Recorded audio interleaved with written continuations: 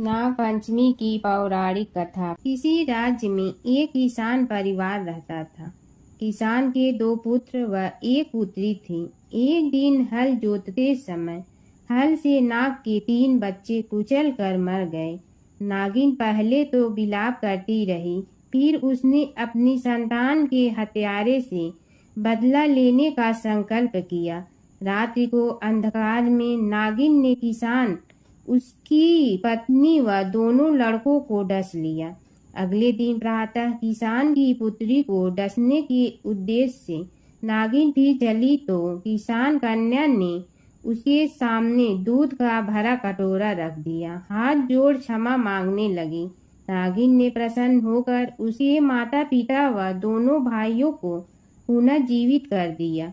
उस दिन श्रावण शुक्ल पंचमी थी। तब से आज तक नागों के कोप से बचने के लिए इस दिन नागों की पूजा की जाती है। दूसरी कथा। प्राचीन काल में एक सेठ जी के 7 पुत्र थे। 7 के विवाह हो चुके थे। सबसे छोटे पुत्र की पत्नी श्रेष्ठ चरित्र की विदुषी और सुशील थी, परंतु उसके भाई नहीं थे। एक दिन बड़ी बहू ने घर लीपने को पीली मिट्टी लाने के लिए सभी बहुओं को साथ चलने को कहा तो सभी धलिया और खुरपी लेकर मिट्टी खोदने लगी। तभी वहां एक सर्प निकला, जिसे बड़ी बहू खुरपी से मारने लगी। यह देखकर छोटी बहू ने उसे रोकते हुए कहा, मत मारो इसे, यह बेचारा निरपराध है। यह सुनकर बड़ी बहू ने उसे नहीं मारा। तब सर्प एक और जा बैठा। तब छोटी बहू ने उससे कहा, हम अभी लौट कर आती हूँ, तुम यहाँ से जाना मत। यह कहकर वह सबके साथ मिट्टी लेकर घर चली गई और वहाँ काम काज में फंसकर सर्प से जो वादा किया था उसे भूल गई। उसे दूसरे दिन वह बात याद आई तो सबको साथ लेकर वहां पहुंची और सर्प को उस स्थान पर बैठा देखकर बोली, सर्प भैया नमस्कार। सर्प ने कहा, तू भैया कह चुकी है, इसलिए तुझे छोड़ देता हूँ, नहीं तो झूठी बात कहने के कारण तुझे अभी डस लेता। वह बोली, भैया मुझसे भूल हो गई है, उसकी क्षमा मांगती हूँ। तब सर्प बोला, अच्छा तू आज से मेरी बहन हुई और मैं तेरा भाई हुआ, तुझे जो मांगना हो मांग लो। वह बोली, भैया मेरा कोई नहीं है, अच्छा हुआ जो तू मेरा भाई बन गया। कुछ दिन व्यतीत होने पर वह सर्प मनुष्य का रूप रखकर उसके घर आया और बोला कि मेरी बहन को भेज दो।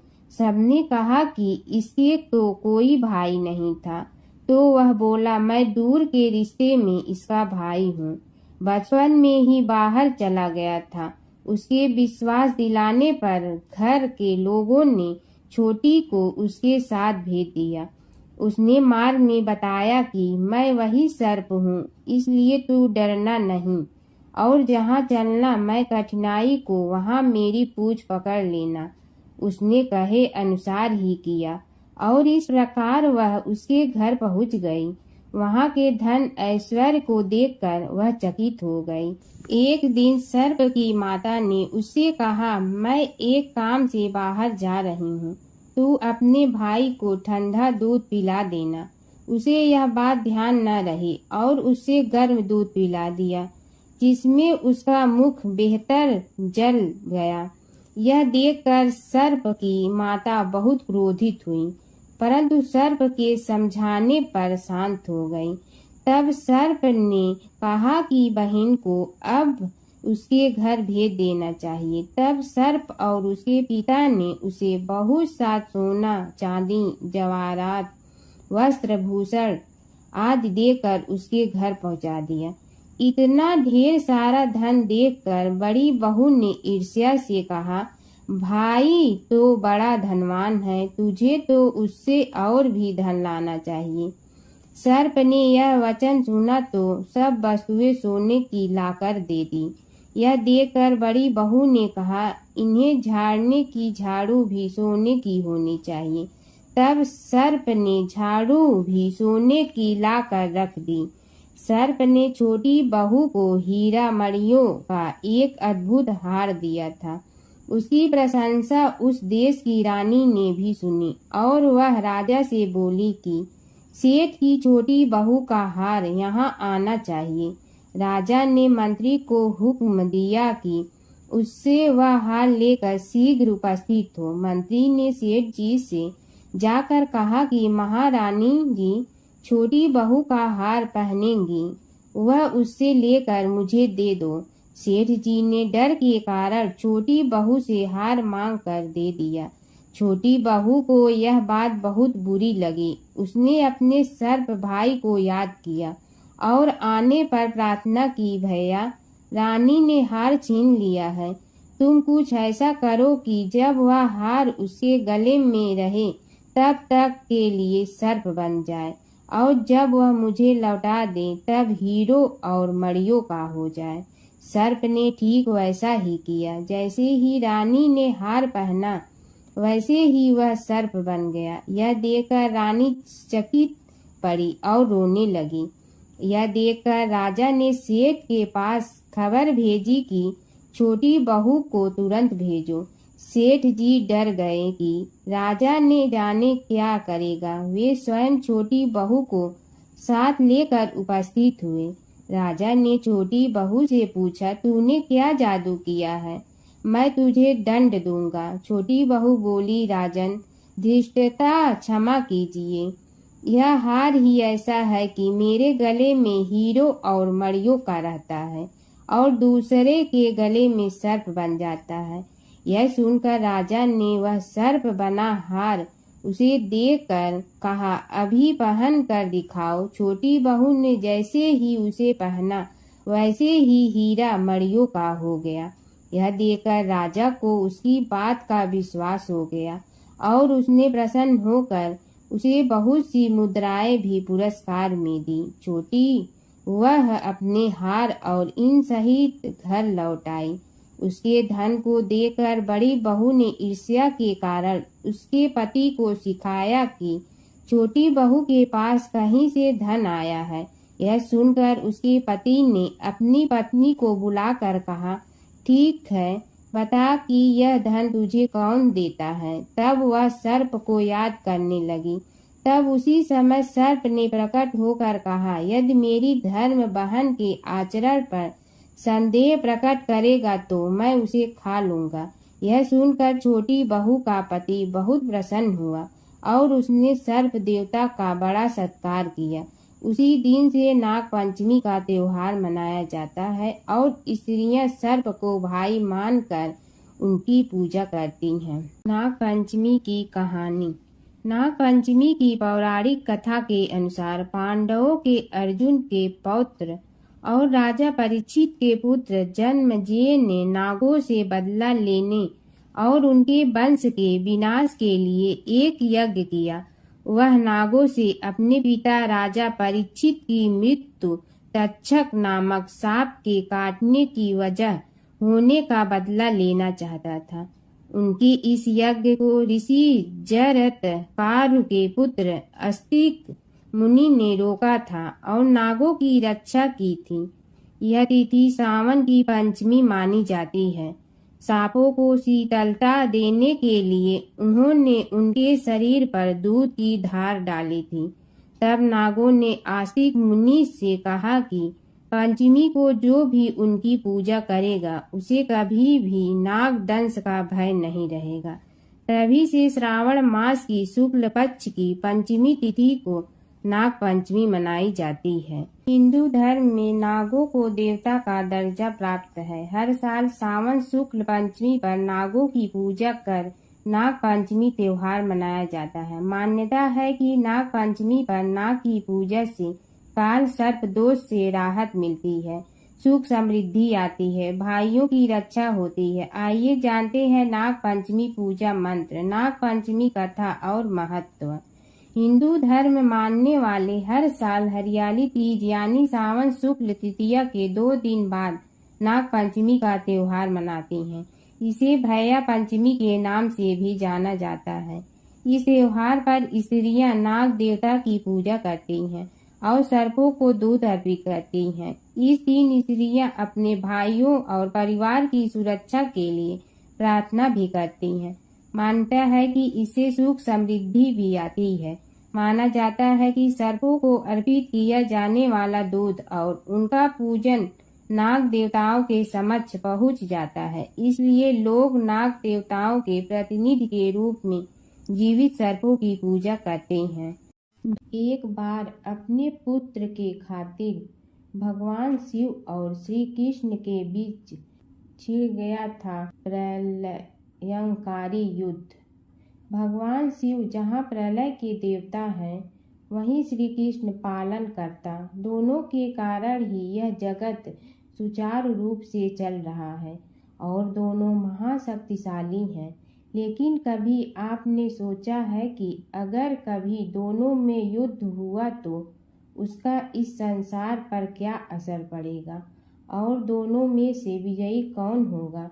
चलिए जानते हैं एक पौराणिक कथा जहां इन दोनों के भयंकर युद्ध का वर्णन मिलता है। पौराणिक कथा के अनुसार एक बार राजा बलि के सबसे बड़े पुत्र बाणासुर ने शिवपुत्र कार्तिकेय की सुंदरता से मोहित होकर भगवान शिव का पुत्र बनने की इच्छा जताई। उसने भगवान शिव की कठोर तपस्या की, जिसके बाद शिव जी ने उसे अपने पुत्र के रूप में स्वीकार कर लिया।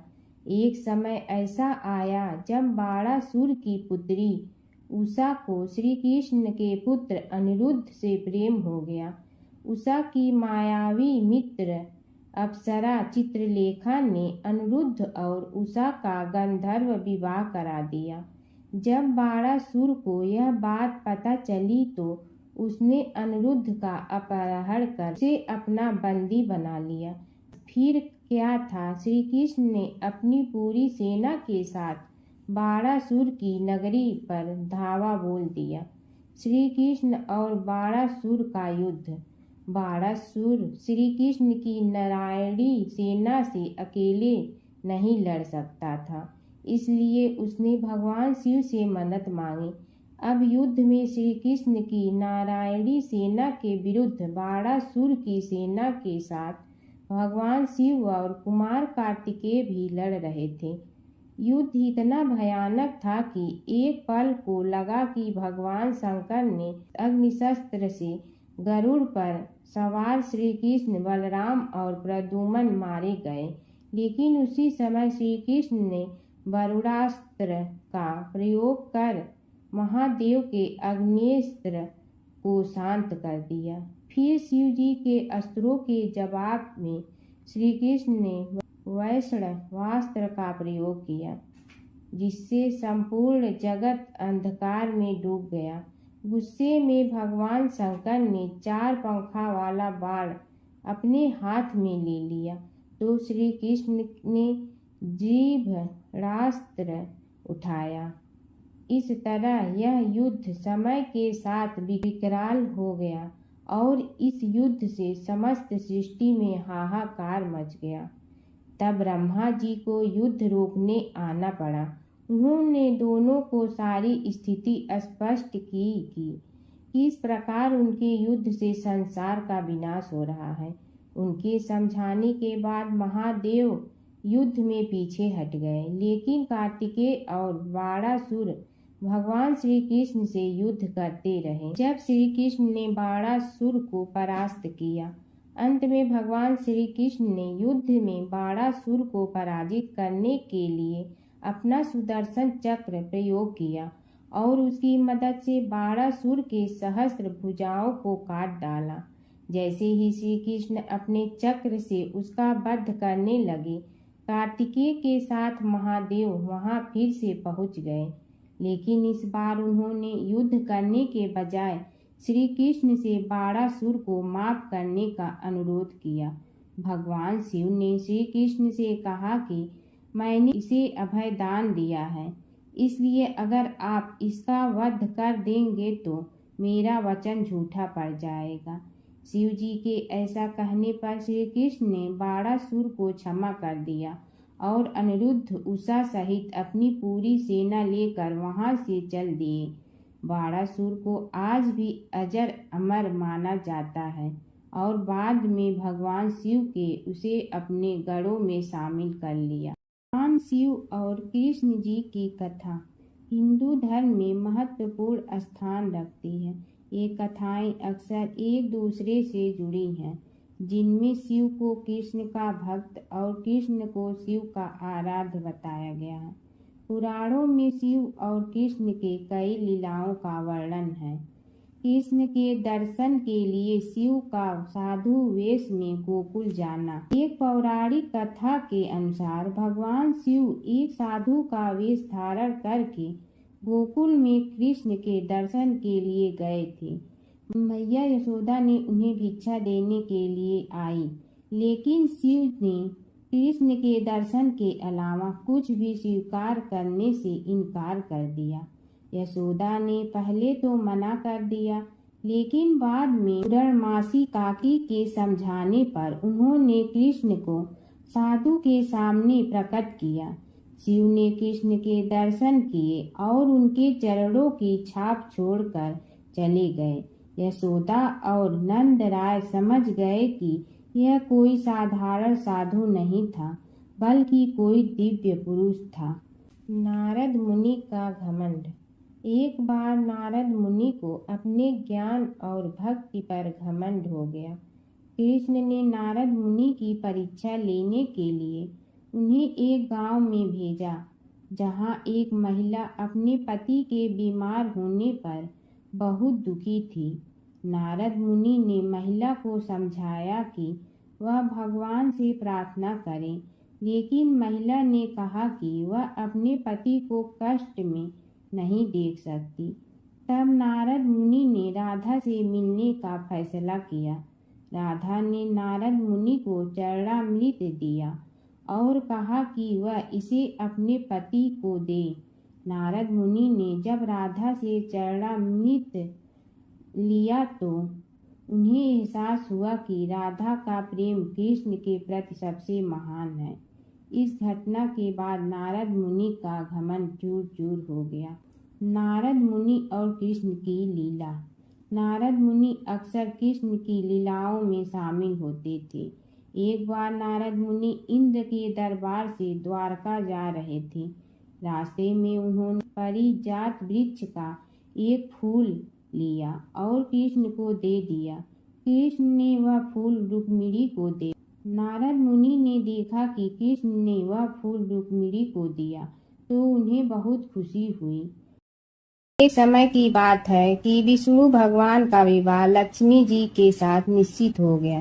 विवाह की तैयारी होने लगी। सभी देवताओं को निमंत्रण भेजे गए, परंतु गणेश जी को निमंत्रण नहीं दिया। कारण जो भी रहा हो, अब भगवान विष्णु की बारात जाने का समय आ गया। सभी देवता अपनी पत्नियों के साथ विवाह समारोह में आए। उन सब ने देखा कि गणेश जी कहीं दिखाई नहीं दे रहे हैं। तब वे आपस में चर्चा करने लगे कि क्या गणेश जी को कोई न्योता नहीं दिया है या स्वयं गणेश जी ही नहीं आए हैं। सभी को इस बात पर आश्चर्य होने लगा। तभी सब ने विचार किया कि विष्णु भगवान से ही इसका कारण पूछा जाए। विष्णु भगवान से पूछने पर उन्होंने कहा कि हमने गणेश जी के पिता भोलेनाथ महादेव को न्योता भेजा है। यदि गणेश जी अपने पिता के साथ आना चाहते हैं तो आ जाते। अलग से न्योता देने की कोई आवश्यकता भी नहीं थी। दूसरी बात यह है कि उनको 1.25 मन मूंग, 1.25 मन चावल, 1.25 मन घी और 1.25 मन लड्डू का भोजन दिन भर में चाहिए। यदि गणेश जी नहीं आएंगे तो कोई बात नहीं। दूसरे के घर जाकर इतना सारा खाना पीना अच्छा भी नहीं लगता। इतनी वार्ता कर ही रहे थे कि किसी एक ने सुझाव दिया, यदि गणेश जी आ भी जाए तो उनके द्वारपाल बनाकर बैठा देंगे कि आप घर की याद रखना। आप तो चूहे पर बैठकर धीरे धीरे चलोगे तो बारात से बहुत पीछे रह जाओगे। यह सुझाव भी सबको पसंद आ गया तो विष्णु भगवान ने भी अपनी सहमति दे दी होना क्या था कि इतने में गणेश जी वहां आ पहुंचे और उन्हें समझा बुझा कर घर की रखवाली करने बैठा दिया गया। बारात चल रही थी, तब नारद जी ने देखा कि गणेश जी तो दरवाजे पर ही बैठे हुए हैं। तो वे गणेश जी के पास गए और रुकने का कारण पूछा। गणेश जी कहने लगे कि विष्णु भगवान ने मेरा बहुत अपमान किया है। नारद जी ने कहने लगे कि अपनी मूसक देना को आगे भेज दे, तो वह रास्ता खोद देगी, जिससे उनके वाहन धरती में धंस जाएंगे। तब आपको सम्मान पूर्वक बुलाना पड़ेगा। अब तो गणेश जी ने अपनी मूसक सेना जल्दी से आगे भेज दी और सेना ने जमीन पोली कर दी। जब बारात वहां से निकली तो रथों के पहिए धरती में धंस गए। लाख कोशिश करे परंतु पहिए नहीं निकले।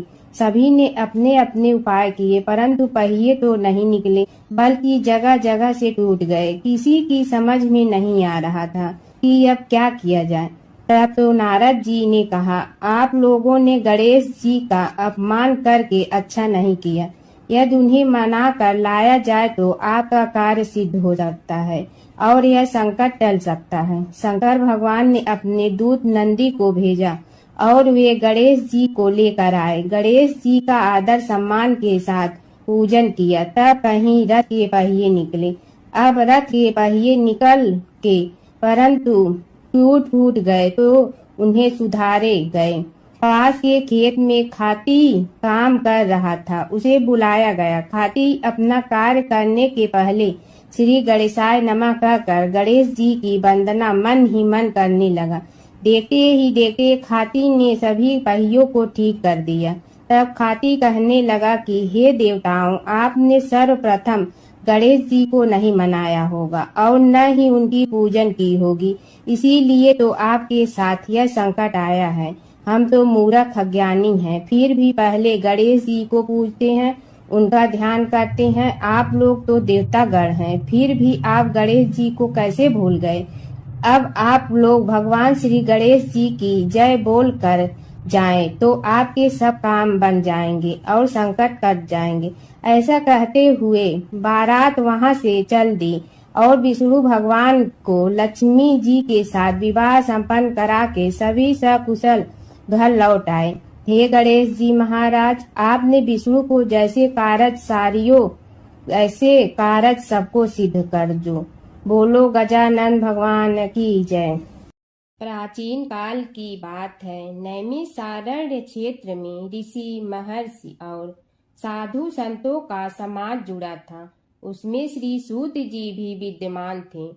शौनक जी ने उनकी सेवा में उपस्थित होकर निवेदन किया कि हे अज्ञान रूप घोर तिमिर को नष्ट करने में करोड़ों सूर्यों के समान प्रकाशमान श्री सूत जी हमारे कानों के लिए अमृत के समान जीवन प्रदान करने वाले कथा तत्व का वर्णन कीजिए। हे सूत जी, हमारे हृदयों में ज्ञान के प्रकाश की वृद्धि तथा भक्ति, वैराग्य और विवेक की उत्पत्ति जिस कथा से हो सकती हो, वह हमारे प्रति कहने की कृपा कीजिए। शौनक जी की जिज्ञासा से सूत जी बड़े प्रसन्न हुए। पूरा तन इतिहासों के स्मरण से उनका शरीर पुलकायमान हो रहा था। वे कुछ देर उसी स्थिति में विराजमान रहकर कुछ विचार करते रहे और अंत में बोले, शौनक जी, इस विषय में आपके चित्त में बड़ी जिज्ञासा है। आप धन्य हैं जो सदैव ज्ञान की प्राप्ति में तत्पर रहते हुए विभिन्न पुराण कथाओं की जिज्ञासा रखते हैं। आज मैं आपको ज्ञान के परम स्रोत रूप श्री गणेश जी का जन्म कर्म रूप चरित्र सुनाऊंगा। गणेश जी से ही सभी ज्ञानों, सभी विद्याओं का उद्भव हुआ है। अब आप सावधान चित्त से विराजमान हो। श्री गणेश जी के ध्यान और नमस्कार पूर्वक उनका चरित्र श्रवण करें। नमस्तस्मै गणेशाय ब्रह्मा विद्या प्रदायिनी यनागस्त्यसमः साक्षात विघ्न सागर शोषणे। कैसे हैं वे श्री गणेश जो सभी प्रकार की ब्रह्म विद्याओं को प्रदान करने वाले अर्थात ब्रह्मा के सगुण और निर्गुण स्वरूप पर प्रकाश डालने और जीव ब्रह्मा का अभेद प्रतिपादन करने वाली विद्याओं के दाता हैं। वे विघ्नों के समुद्रों को महर्षि अगस्त के समान शोषण करने में समर्थ हैं, इसलिए उनका नाम विघ्न सागर शोषक के नाम से प्रसिद्ध है। मैं उन भगवान श्री गणेश जी को नमस्कार करता हूँ। प्रथम पूजा के अधिकारी श्री गणेश जी, यह कहकर सूत जी कुछ समय के लिए मौन हो गए और फिर बोले, शौनक जी, भगवान गणेश जी ही सर्वप्रथम पूजा प्राप्ति के अधिकारी हैं। किसी भी देवता की पूजा करो, पहले उनकी पूजा करो। शौनक जी ने निवेदन किया, हे भगवान, हे सूत, सर्वप्रथम यह बताने की कृपा कीजिए कि गणेश जी को प्रथम पूजा का अधिकार किस प्रकार प्राप्त हुआ। इस विषय में मेरी बुद्धि मोह को प्राप्त हो रही है कि सृष्टि रचयिता ब्रह्मा जी, पालन करता भगवान नारायण और संहार करता शिव जी में से किसी को प्रथम पूजा का अधिकारी क्यों नहीं माना गया। यह त्रिदेव ही तो सबसे बड़ा देवता माने जाते हैं। सूत जी ने कहा, शौनक जी, यह भी एक रहस्य ही है। देखो, अधिकार मांगने से नहीं मिलता, इसके लिए योग्यता होनी चाहिए। संसार में अनेकों देवी देवताएं पूजे जाते हैं। पहले जो जिसका इष्ट देव होता है वह उसी की पूजा किया करता है। इससे बड़े देवताओं के महत्व में कमी आने की आशंका उत्पन्न हो गई। इस कारण देवताओं में परस्पर विवाद होने लगा।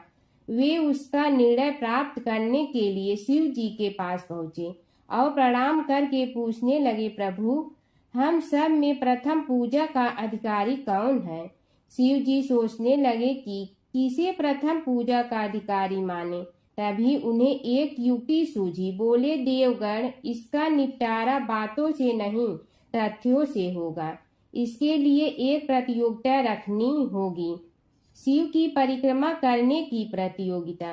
देवगण उनका मुख देखने लगे, शंकित हृदय से सोचने लगे कि कैसी प्रतियोगिता रहेगी। यह शिव जी ने उनके मन के भाव ताड़ लिए, इसलिए सांत्वना भरे शब्दों में बोले, घबराओ मत, कोई कठिन परीक्षा नहीं ली जाएगी।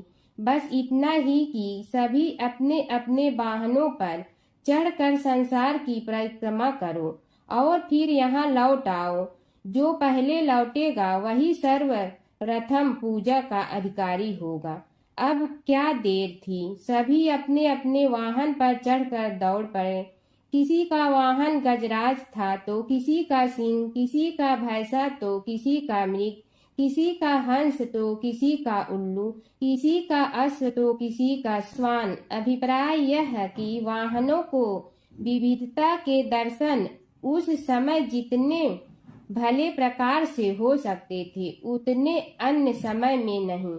सबसे गया बीता वाहन गणेश जी का था मूषक, उससे चूहा भी कहते हैं। ऐसे वाहन के बल भरोसे इस प्रतियोगिता में सफल होना तो क्या, सम्मिलित होना भी हास्यास्पद है। गणेश जी ने सोचा, छोड़ो, क्या होगा प्रतियोगिता में भाग लेने से, हम तो यहाँ बैठे रहकर ही तमाशा देखेंगे। वे बहुत देर तक विचार करते रहे। अंत में उन्हें एक युक्ति सूझी। शिव जी स्वयं ही जगदाता हैं, यह संसार उन्हीं का प्रतिबिंब है, तब क्यों न इन्हीं की परिक्रमा कर ली जाए। इनकी परिक्रमा करने से ही संसार की परिक्रमा हो जाएगी। ऐसा निश्चय कर उन्होंने मूषक पर चढ़कर शिव जी की परिक्रमा की और उनके समक्ष जा पहुँचे। शिव जी ने कहा, तुमने परिक्रमा पूर्ण कर ली। उन्होंने उत्तर दिया, जी हाँ। शिव जी सोचने लगे कि इसे तो यहीं घूमते हुए देखा, फिर परिक्रमा कैसे कर आया। देवताओं का परिक्रमा करके लौटना आरंभ हुआ और उन्होंने गणेश जी को वहां बैठे देखा तो माथा ठनक गया। फिर भी साहस करके बोले, अरे तुम विश्व की परिक्रमा के लिए नहीं गए, गणेश जी ने कहा, अरे मैं कब का यहाँ आ गया। देवता बोले, तुम्हें तो कहीं भी नहीं देखा। गणेश जी ने उत्तर दिया, देखते कहाँ से, समस्त संसार शिव जी में विद्यमान है। इनकी परिक्रमा करने से ही संसार की परिक्रमा पूर्ण हो गई। सूत जी बोले, शौनक, इस प्रकार गणेश जी ने अपनी बुद्धि के बल पर ही विजय प्राप्त कर ली। उनका कथन सत्य था, इसलिए कोई विरोध करता भी तो कैसे। बस उसी दिन से गणेश जी की प्रथम पूजा होने लगी। सूत जी बोले, हे शौनक जी, यह एक तथ्य है कि गणेश जी ही उसके पात्र हैं। वे बड़े देवता का भी कार्य सिद्धि में विघ्न उपस्थित होने पर उन विघ्न राज का आश्रय न लिया हो। हे शौनक, वे देव भी बड़े दयालु हैं। नाम तो शिव जी का ही आशुतोष है, किंतु वे सर्वात्मा और सर्वरक्षक प्रभु तो शिव जी की अपेक्षा भी शीघ्र ही प्रकट हो जाते हैं। उनका भक्त कभी किसी संकट में नहीं पड़ता। यदि प्रारब्ध वशात कभी किसी विपत्ति में पड़ भी जाता है तो गणेश्वर की उपासना करने पर उनके अनुग्रह से उनके समस्त दुख दूर होकर परम सुख की प्राप्ति होती है। शौनक ने कहा, हे सूत जी, हे महाभाग, हे प्रभु, मैं गणेश जी के विभिन्न चरित्रों का अध्ययन करना चाहता हूँ, तो मुझे बताइए कि किस ग्रंथ का अवलोकन करूँ। हे दयामय, आपको तो उनके समस्त चरित्र विदित है कि यदि आप ही उन्हें सुनाने की कृपा करें तो मेरा अत्यधिक उपकार होगा। सूत जी बोले, हे शौनक भगवान, गणेश्वर के इतने चरित्र हैं कि उन सब का कथन इस जीवा से संभव नहीं, क्योंकि प्रभु अनंत, प्रभु चरित्र अनंता वाली बात समस्त विद्वान ऋषि मुनि कहते हैं। फिर भी गणेश जी प्रथम पूजा के अधिकारी होने के कारण समस्त देव चरित्रों में जुड़े हुए हैं, इसलिए उनका प्रभाव भी सर्वाधिक व्यापक है। हे मुने, हे शौनक, वे भगवान सर्व समर्थ हैं। वे सभी का तिरस्कार करने में समर्थ हैं, किंतु उनका तिरस्कार कोई भी नहीं कर सकता। यह त्रिलोक्य उन्हीं भगवान के संकेत पर नित्य करता है। इसकी समस्त क्रियाएं उन्हीं की इच्छा पर आश्रित हैं। हे शौनक भगवान गणेश्वर स्वयं कहते हैं, शिवे विष्णु च शक्तौ च सूर्ये मयि निराधिप यो भेद बुद्धि योग स सम्य योगो मतो मम।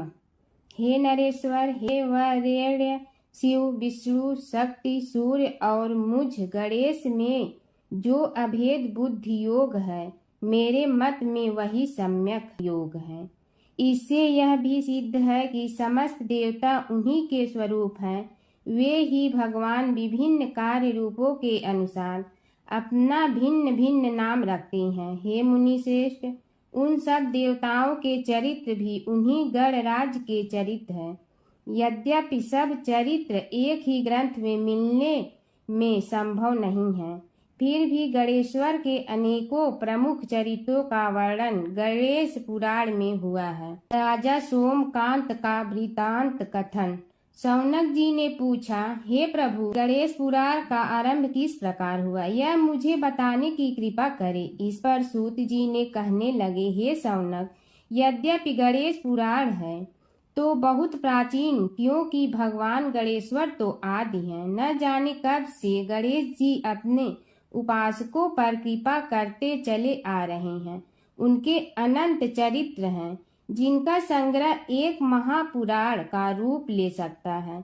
उसे एक बार भगवान नारायण ने नारद जी को और भगवान ने शंकर और जगन जननी पार्वती जी को सुनाया था। बाद में वही पुराण संक्षेप रूप में ब्रह्मा जी ने महर्षि वेद व्यास को सुनाया और फिर व्यास जी ने महर्षि भृगु को सुनाया। भृगु ने कृपा करके सौराष्ट्र के एक राजा सोमकांत को सुनाया था। तब से वह पुराण अनेक कथाओं में विस्तृत होता रहा और अनेक कथाओं से रहित होता हुआ अनेक रूप में प्रचलित है। शौनक जी ने पूछा, भगवान, आप यह बताने का कष्ट करें कि राजा सोमकांत कौन था, उसने महर्षि से गणेश पुराण का श्रवण कहाँ किया था, उस पुराण के श्रवण से उसे क्या क्या उपलब्धियां हुई।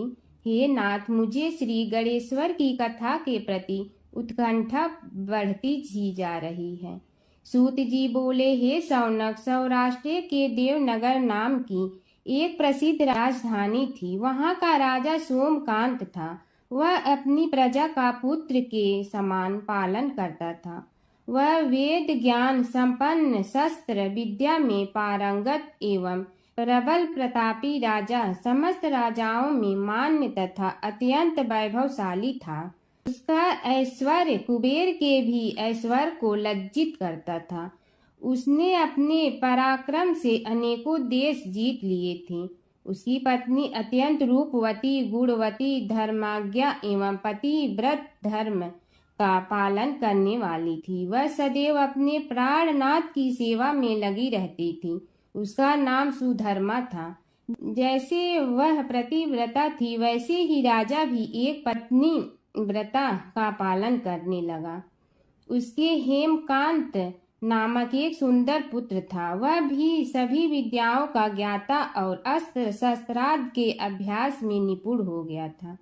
यह सभी श्रेष्ठ लक्षणों से संपन्न, सद्गुणी एवं प्रजा जनों के हितों का अत्यंत पोषक था।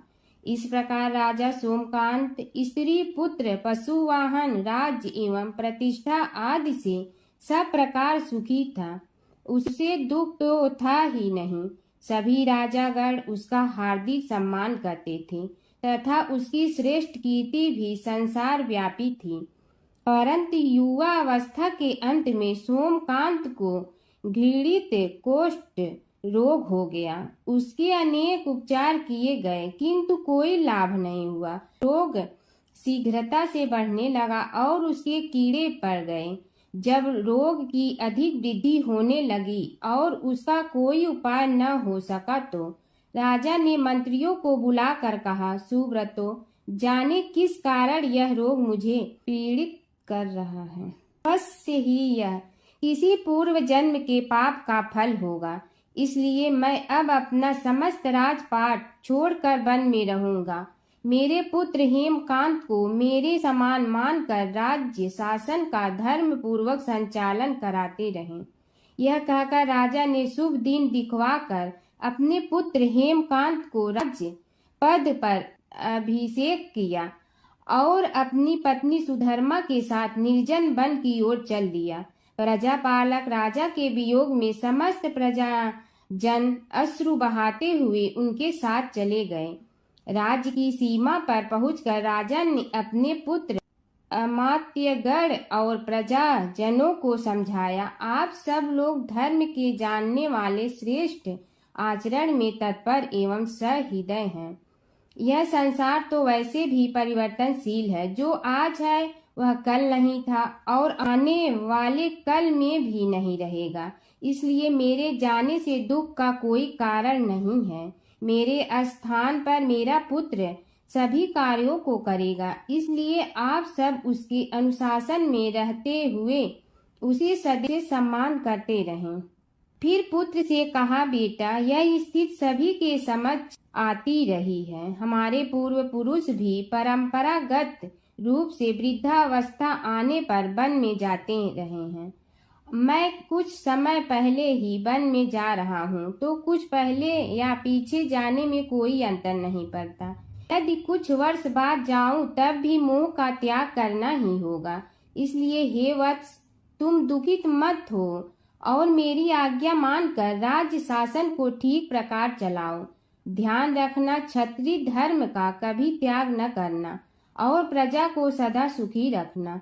इस प्रकार राजा सोमकांत ने सभी को समझा बुझाकर वहां से वापस लौट आया और स्वयं अपनी पतिव्रता भार्या के साथ वन में प्रवेश किया। पुत्र हेमकांत के आग्रह से उसने सुबल और ज्ञान गम्य नामक 2 आत्माओं को भी साथ ले लिया। उन सब ने एक समतल एवं सुंदर स्थान देखकर वहां विश्राम किया तभी उन्हें एक मुनि कुमार दिखाई दिया। राजा ने उससे पूछा, तुम कौन हो, कहाँ रहते हो, यदि उचित समझो तो मुझे बताओ। मुनि बालक ने कोमल वाणी में कहा, मैं महर्षि भृगु का पुत्र हूँ। मेरा नाम च्यवन है। हमारा आश्रम निकट में ही है। अब आप भी अपना परिचय दीजिए। राजा ने कहा, मुनि कुमार, आपका परिचय पाकर मुझे बड़ी प्रसन्नता हुई। मैं सौराष्ट्र के देवनगर नामक राज्य का अधिपति रहा हूँ। अब अपने पुत्र को राज्य देकर मैंने अरण्य की शरण ली है। मुझे कुष्ठ रोग अत्यंत पीड़ित किए हुए हैं। उसकी निवृत्ति का कोई उपाय करने वाला हो तो कृपा कर मुझे बताइए। मुनि कुमार ने कहा, मैं अपने पिताजी से अपना वृतांत कहता हूँ, फिर वे जैसा कहेंगे आपको बताऊंगा। यह कहकर मुनि बालक चला गया और कुछ देर में ही आकर बोला, राजन, मैंने आपका वृतांत अपने पिताजी को बताया। उनकी आज्ञा हुई है कि आप सब मेरे साथ आश्रम में चलकर उनसे भेंट करें, तभी आपके रोग के विषय में भी विचार किया जाएगा। राजा सोमकांत के पूर्व जन्म का वृत्तांत भृगु द्वारा वर्णन। राजा अपनी पत्नी और अमात्यों के सहित च्यवन के साथ साथ भृगु आश्रम में जा पहुंचा और उन्हें प्रणाम कर बोला, हे भगवान, हे महर्षि, मैं आपकी शरण हूँ। आप मुझ कुष्ठी पर कृपा कीजिए। महर्षि बोले, राजन, यह तुम्हारे किसी पूर्व जन्म कृत पाप का ही उदय हो गया है। इसका उपाय मैं विचार करके बताऊंगा। आज तो तुम सब स्नान आज से निवृत्त होकर रात्रि विश्राम करो। महर्षि की आज्ञा अनुसार सबने स्नान भोजन आदि के उपरांत रात्रि व्यतीत की और प्रातः काल स्नान आदि नित्य कर्मों से निवृत्त होकर महर्षि की सेवा में उपस्थित हुए। महर्षि ने कहा, राजन, मैंने तुम्हारे पूर्व जन्म का वृतांत जान लिया हूँ और यह भी विदित कर लिया है कि किस पाप के फल से तुम्हें इस रोग की प्राप्ति हुई है। यदि तुम चाहो तो उसे सुना दूं। राजा ने हाथ जोड़कर निवेदन किया, बड़ी कृपा होगी मुनिनाथ, मैं उसे सुनने के लिए उत्कंठित हूँ। महर्षि ने कहा, तुम पूर्व जन्म में एक धनवान वैश्य के लाडले पुत्र थे। वह वैश्य विंध्याचल के निकट कौलहार नामक ग्राम में निवास करता था। उसकी पत्नी का नाम सुलोचना था। तुम उसी वैश्य दंपत के पुत्र हुए। तुम्हारा नाम कामद था। तुम्हारा लालन पालन बड़े लाड चाव से हुआ। उन्होंने तुम्हारा विवाह एक अत्यंत सुंदरी वैश्य कन्या से कर दिया था, जिसका नाम कुटुम्बिनी था। यद्यप तुम्हारी भार्या सुशीला थी और तुम्हें सदैव धर्म में निरत देखना चाहती थी, किंतु तुम्हारा स्वभाव वासनांध होने के कारण दिन प्रतिदिन उज्जवल होता जा रहा था। किंतु माता पिता भी धार्मिक थे, इसलिए उनके सामने तुम्हारी उज्ज्वलता दबी रही। परंतु माता पिता की मृत्यु के बाद तुम निरंकुश हो गए और अपनी पत्नी की बात भी नहीं मानते थे। तुम्हें अनाचार में प्रवृत्त देखकर उसे दुख होता था, तो भी उसका कुछ बस न चलता था। तुम्हारी उन्मत्तता चरम सीमा पर थी। अपनों से भी द्वेष और क्रूरता का व्यवहार किया करते थे। हत्या आदि कराते थे। तुम्हारे लिए सामान्य बात हो गई। पीड़ित व्यक्तियों ने तुम्हारे विरुद्ध राजा से पुकार की। अभियोग चला और तुम्हें राज्य की सीमा से भी बाहर चले जाने का आदेश हुआ। तब तुम घर छोड़कर किसी निर्जन वन में रहने लगे। उस समय तुम्हारा कार्य लोगों को लूटना और हत्या करना ही रह गया। एक दिन माध्याह्न काल था। गुणवर्धक नामक एक विद्वान ब्राह्मण उधर से निकला। बेचारा अपनी पत्नी को लिवाने के लिए ससुराल जा रहा था। तुमने उस ब्राह्मण युवक को पकड़कर लूट लिया। प्रतिरोध करने पर उसे मारने लगे तो वह चित्कार करने लगा, मुझे मत मार, मत मार, देख मेरा दूसरा विवाह हुआ है। मैं पत्नी को लेने के लिए जा रहा हूँ। किंतु तुम तो क्रोधवश में ऐसे लीन हो रहे थे कि तुमने उसकी बात सुनकर भी नहीं सुनी। जब उसे मारने लगे तो उसने श्राप दे दिया, अरे हत्यारे, मेरी हत्या के पाप से तो सहस्त्र कल्प तक घोर नरक भोगोगे। तुमने उसकी कोई चिंता न की और सिर काट लिया। राजन, तुमने ऐसी ऐसी एक नहीं बल्कि अनेक निरीह हत्याएं की थी, जिनकी गणना करना भी पाप है। इस प्रकार इस जन्म में तुमने घोर पाप कर्म किए थे, किंतु बुढ़ापा आने पर जब अशक्त हो गए तब तुम्हारे साथ जो क्रूर कर्मा थे वे भी किनारा कर गए। उन्होंने सोच लिया कि अब तो इसे खिलाना भी पड़ेगा, इसलिए मरने दो यहीं। अमोघ प्रभाव गणेश उपासना का कथन। राजन, अब तुम निरालंब थे, चल फिर तो सकते ही नहीं थे। भूख से पीड़ित रहने के कारण रोगों ने भी घेर लिया। उधर से जो कोई निकलता तुम्हें घृणा की दृष्टि से देखता हुआ चला जाता। तब तुम आहार की खोज में बड़ी कठिनाई से चलते हुए एक जीर्ण शीर्ण देवालय में पहुंचा। उसमें भगवान गणेश्वर की प्रतिमा विद्यमान थी। तब न जाने किस पुण्य के उदय होने से तुम्हारे मन में गणेश जी के प्रति भक्ति भाव जागृत हुआ। तुम निराहार रहकर उनकी उपासना करने लगे। उससे तुम्हें सब कुछ मिला और रोग भी कम हुआ। राजन, तुमने अपने साथियों की दृष्टि बचाकर बहुत सा धन एक स्थान पर गाड़ दिया था।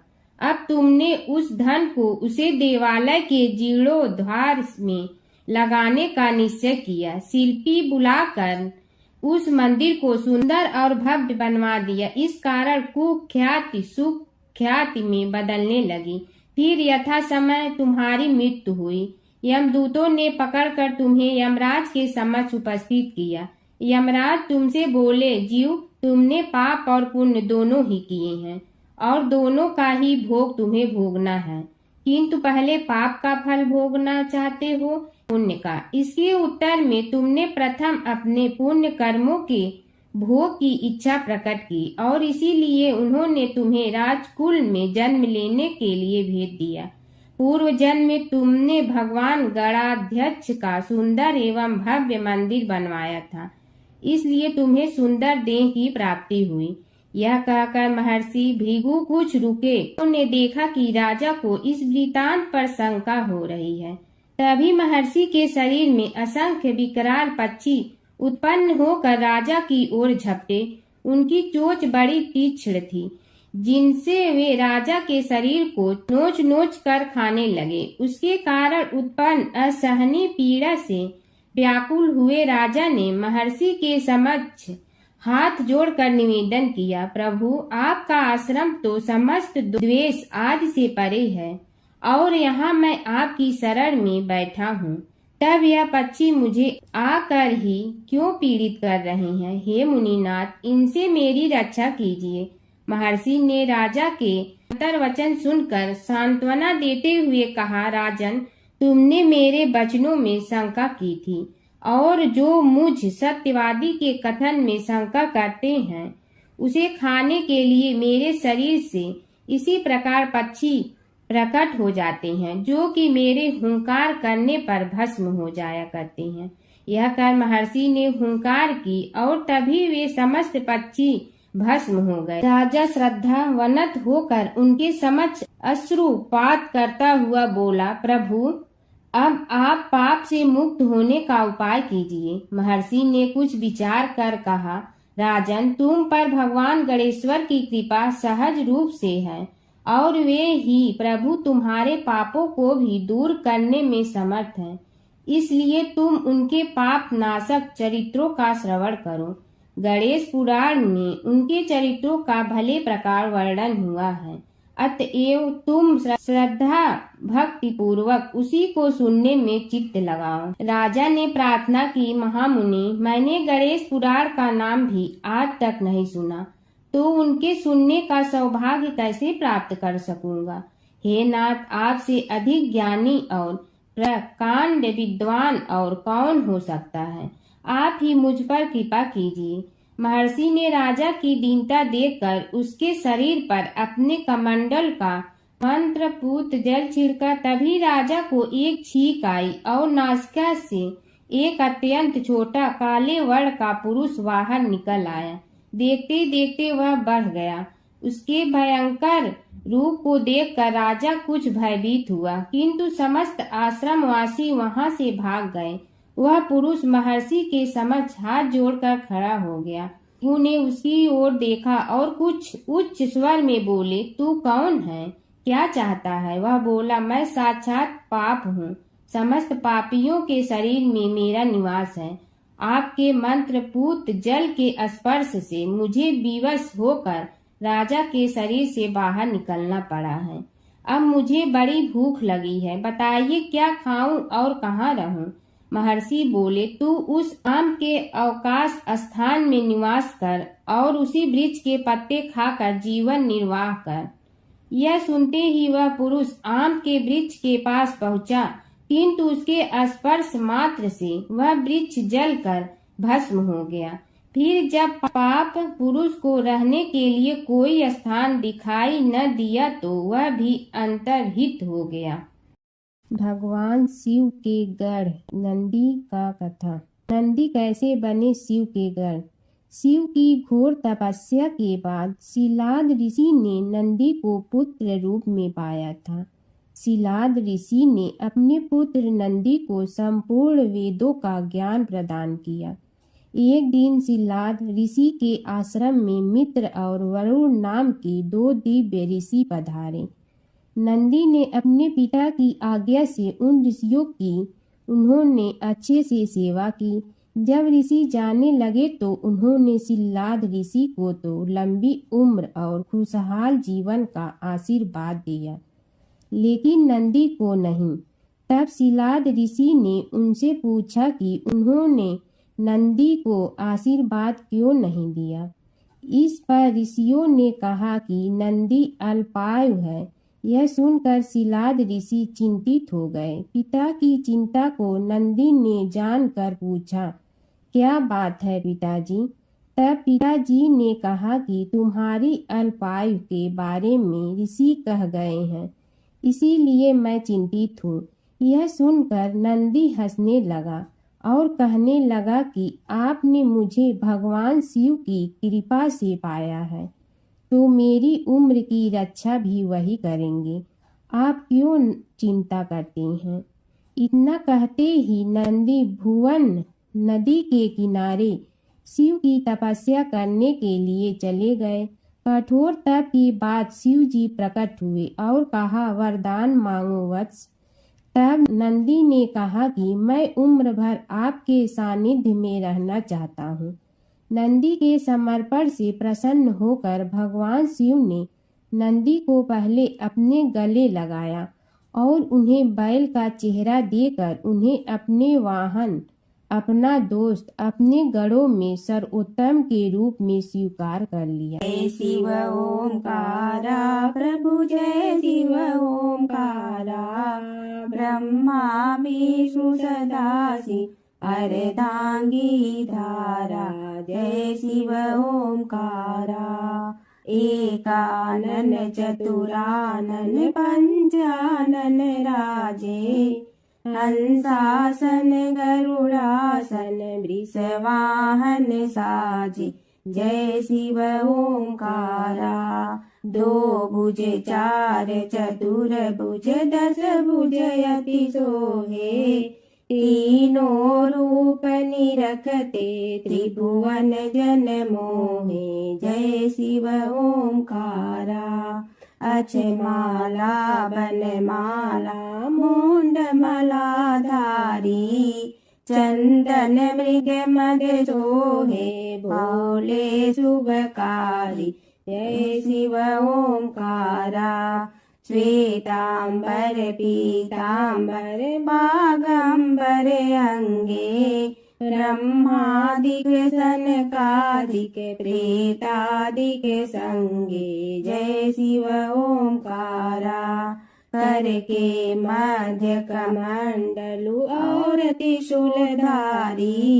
सुखकारी दुखहारी जग पालनकारी जय शिव ओंकारा ब्रह्मा विष्णु सदा शिव जानत अविवेका रणवाचर में शोभित ए तीनों एका जय शिव ओंकारा त्रिगुण स्वामी जी की आरती जो कोई नर गावे कहत शिवानंद स्वामी मन वांछित फल पावे जय शिव ओंकारा प्रभु जय शिव ओंकारा।